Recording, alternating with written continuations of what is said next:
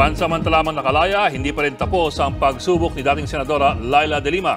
Wala raw siyang pinagsisisihan kahit nakulong siya ng halos 7 taon. Katunayan, mas pinalakas daw siya ng mga pagsubok. Nasa frontline ang balitang yan si Brian Basa. Yan ang mga salitang isinigaw ni dating Senador Laila De Lima paglabas niya kanina sa Camp Crame. Halos mangiyak-ngiyak siya sa tuwa. Kaninang umaga pa lang, napahagulgul na sa loob ng korte si De Lima nang marinig ang mga salitang motion granted. Thank you. Pinayagan na siya ng Muntinlupa RTC Branch 206 na makapagpiyansa ng 300,000 pesos para sa ikatlo at huli niyang kasong may kinalaman sa iligal na droga. Mahaba ang araw na ito para sa dating senador, pero para sa kanya, ito na marahil ang pinakamasayang araw sa nakalipas na halos 7 taong pagkakakulong. Pagkabayad niya ng piyansa, dumiretso si De Lima sa isang hotel sa Cubao, Quezon City para sa isang press conference. Finally, the truth has set me free. So I'm released after 2,454 days. Hindi ko talaga ma-describe ang feeling na nangyari na yung pinakahihintay ko.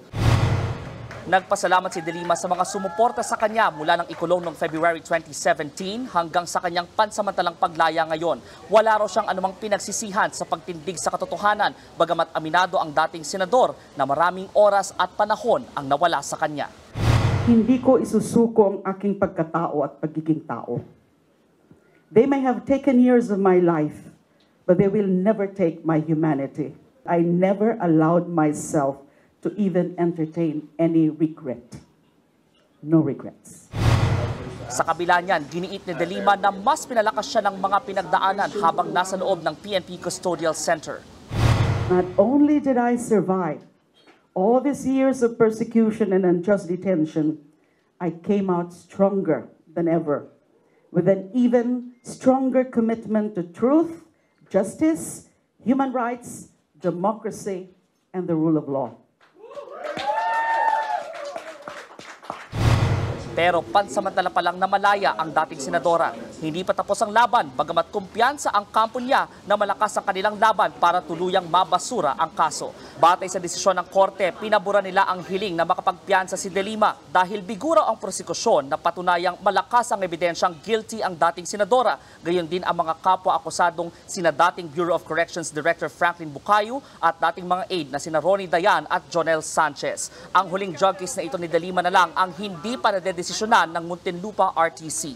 Nauna nang na-dismiss ang dalawa niyang illegal drug cases noong 2021 at 2023. 2017 nang makulong si De Lima sa Camp Crame matapos madiin noong 2016 sa ilalim ng Administrasyong Duterte.